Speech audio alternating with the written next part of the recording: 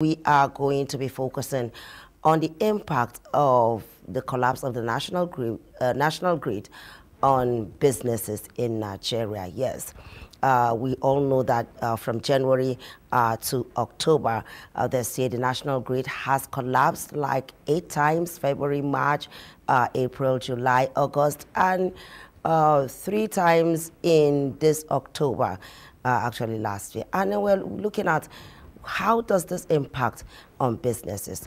Can businesses function effectively with this situation?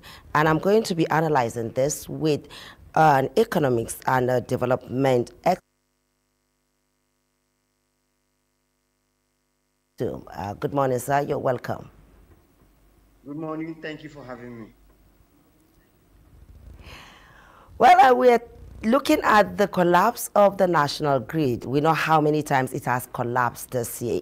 The last count I have counted is 8 times. Generally, how does this impact on businesses in Nigeria? Right. As you rightly said, and we all knew that anything that happens to national grid affects not only homes, it affects businesses, it affects virtually everything that have to do with electricity. But the challenge is that it's quite sad that during the President Muhammadu Buhari, we experienced collapse for about 99 times. So if you have grid collapse that start from 1 up to 99 times and there is no solution for such problems, it becomes you now see the government has been unserious. Now, having have President Bola Ahmed Tinubu for 1 year, going to 6 months now, and we also have 8 times collapse. That should also show that we are not maybe conscious of what we're supposed to manage. I watched the NERC DG.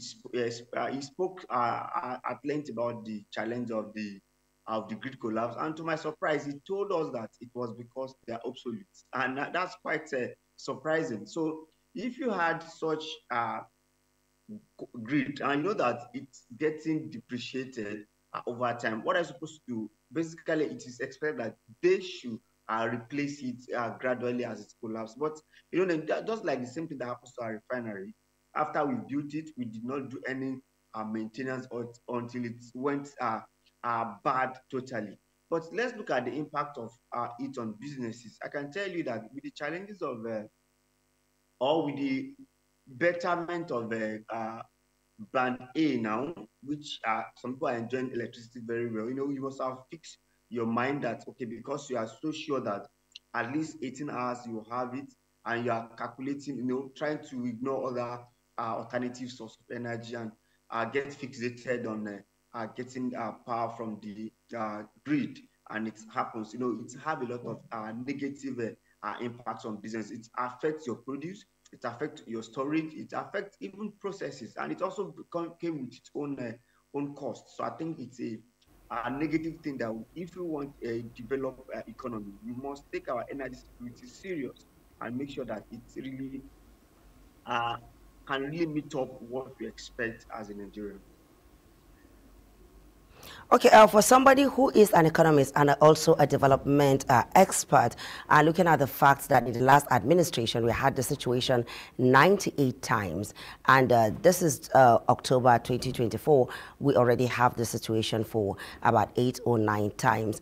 And the president has told us from the get-go that he is going to focus on the energy development to ensure that Nigerians have steady power supply. When we put this side by side, is there any hope of actually achieving this?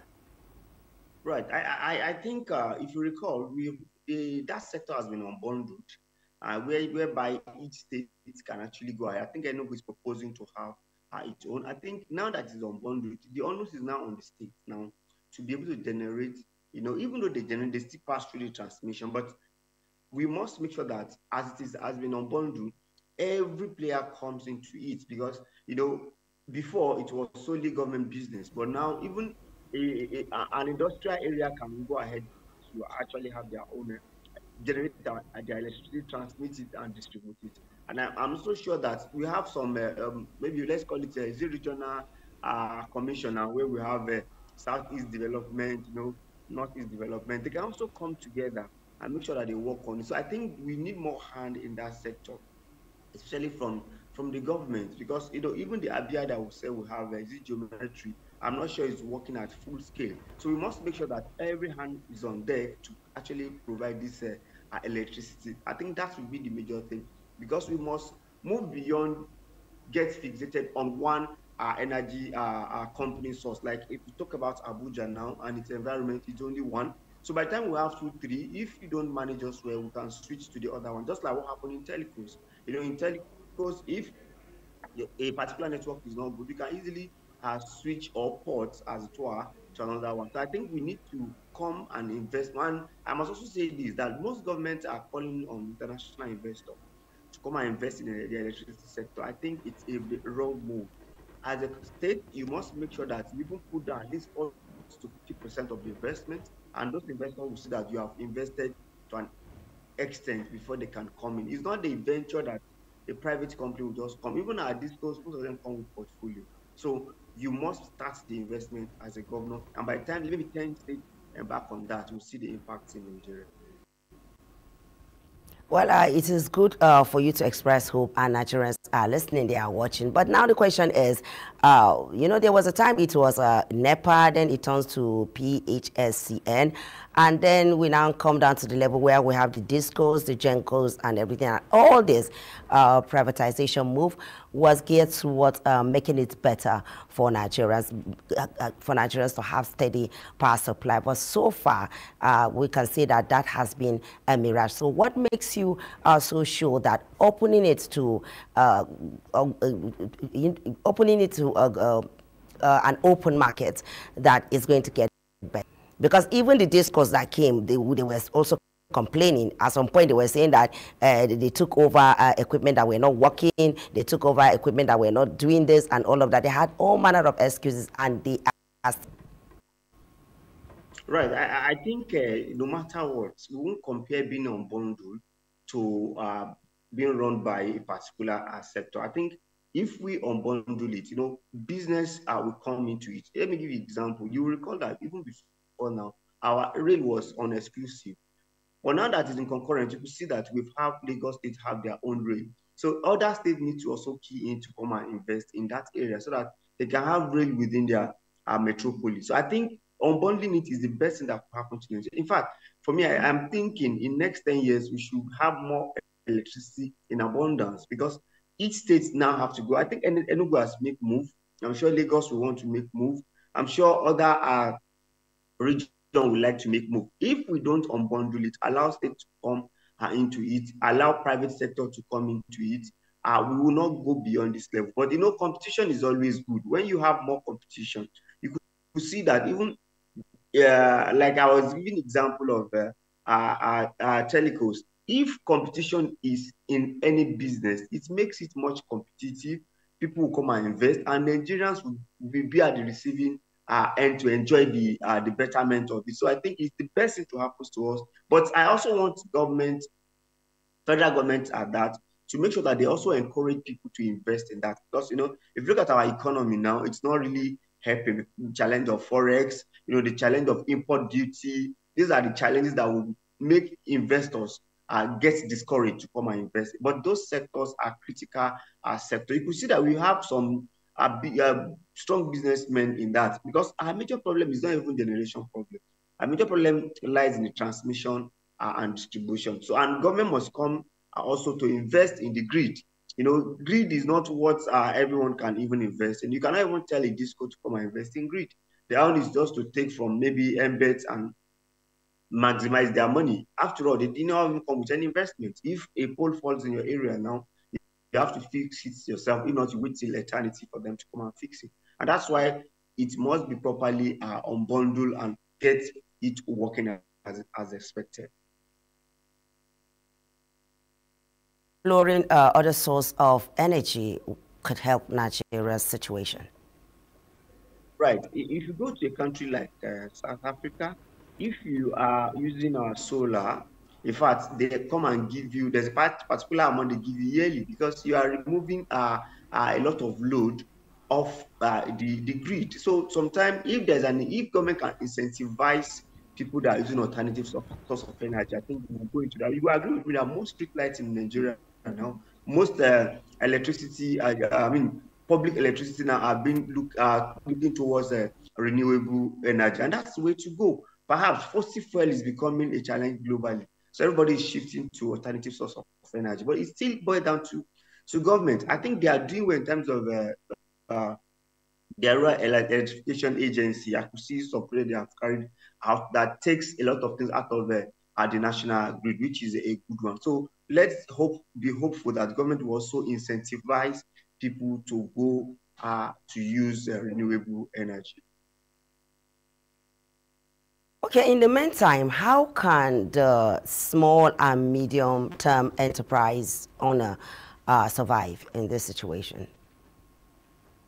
Well, the major people that are the receiving end of these problems of electricity, I think the major people are the small scale businesses. And why? Majority of small scale Exactly. businesses relied on energy, and they also want a kind of support. And that's why you see most of our small businesses don't last more than 5 years, because by the time you struggle for 1 year, 2 year, 3 years, fourth year, you discover that you have no how to survive. And now it's much more difficult because of the economic situation, especially energy. If there is no power, if there's power now, if you're in the area where there's absolute power to some extent, you have to be paying band A.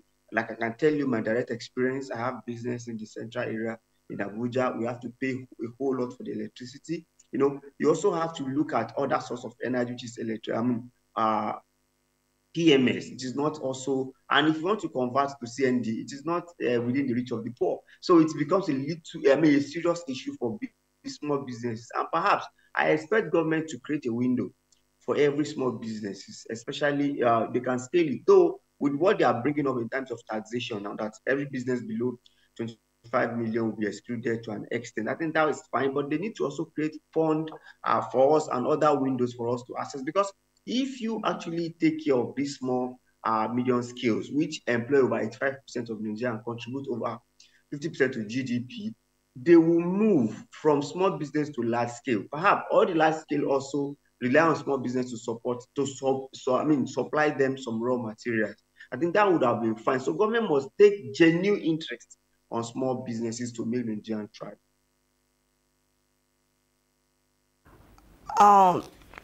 At this point, according to reports, at about 1.51, let's say approximately 2 trillion spent on the power sector so far from the last administration. Don't you think that this is a huge amount of money that has been spent over little or no results?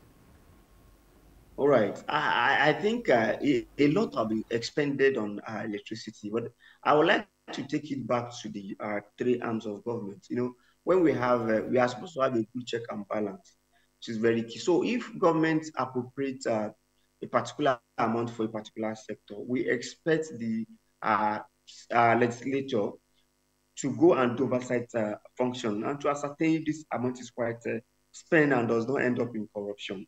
I think there's a gap that there is need for government to be conscious of in terms of looking at it, because you cannot just take grid collapse for granted. 99 time during President Muhammad Buhari, 8 times now during President Bola Ahmed Tinubu. We must find a lasting solution. Perhaps we should go technology.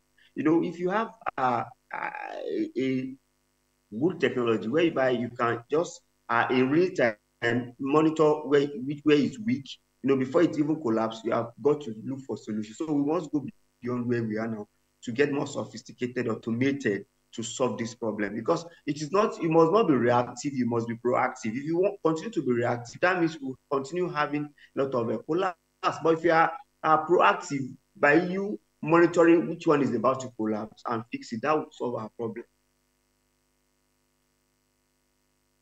Oversight by the federal lawmakers and all of brings us to the issue of corruption, because corruption has been for the reason why our sector has remained it is. And in your candidate, do you think this corruption could?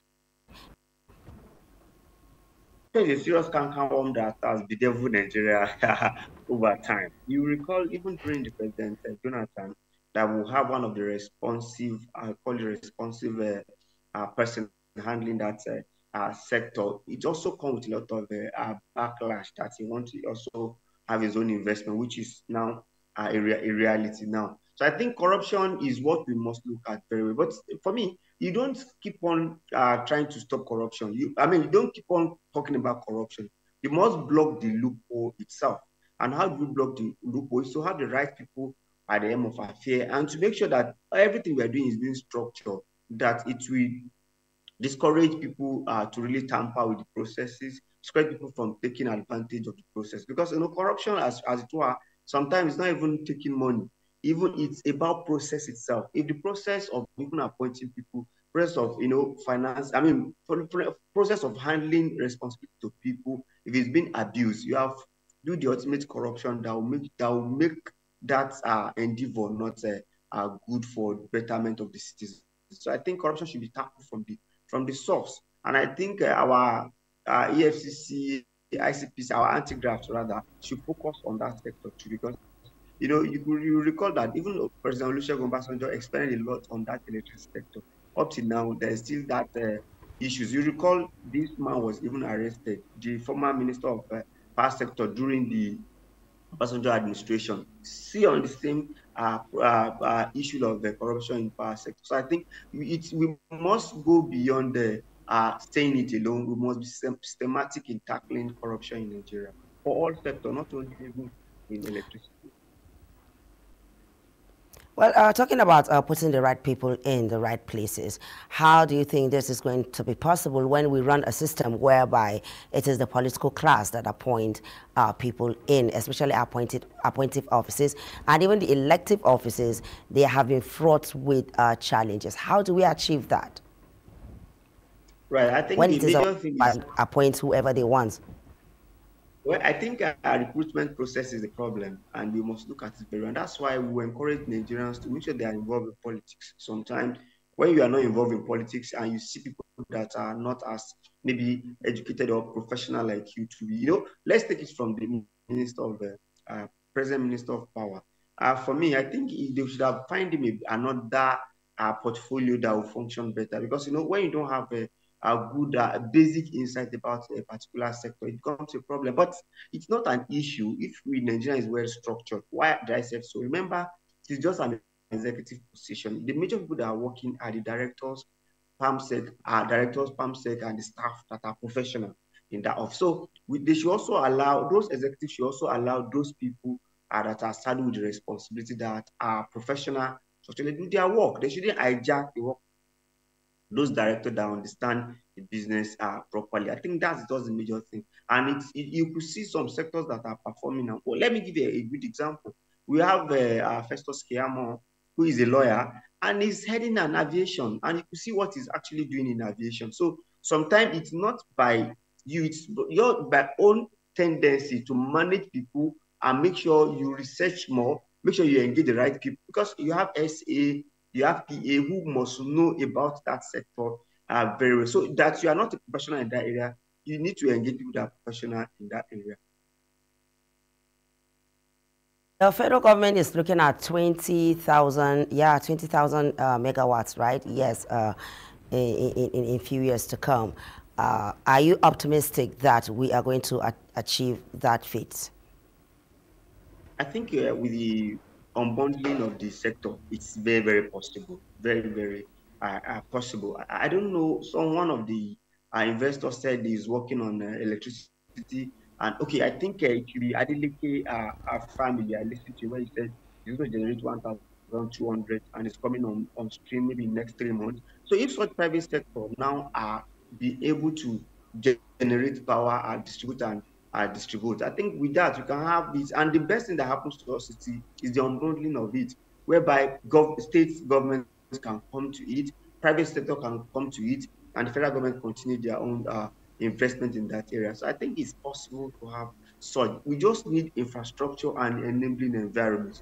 When those stifle investors, when investors have room to breathe in that area. And that's why I said those states if they want to generate their own power, they should also bring their own fund, counterpart fund that, okay, I want investors, but I'm going to invest as a state with 50% of what you need. I think most investors will come in and we can achieve to that extent. Well, Mr. Elias, what will be your last word to Nigerians and as well to the government? Because we know that times are hard right now. Nigerians are struggling, and the federal government is also telling Nigerians to be patient and that it is doing all it can to ensure that Nigerians enjoy the dividends of democracy as they should. So your last word, sir. Well, as an economist, I think I would like to speak to the president and advise him. Because of first subsidy removal, federal government now generates more money, and the money is being remitted to the FAC.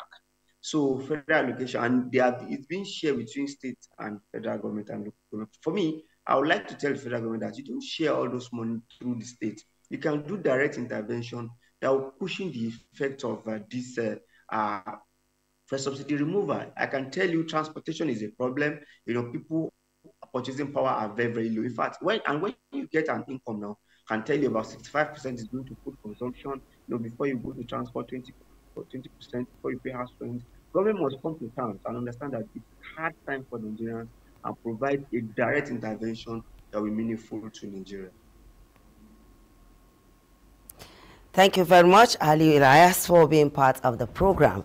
Thank you very much for being part of the program, and we hope to call on you some other time.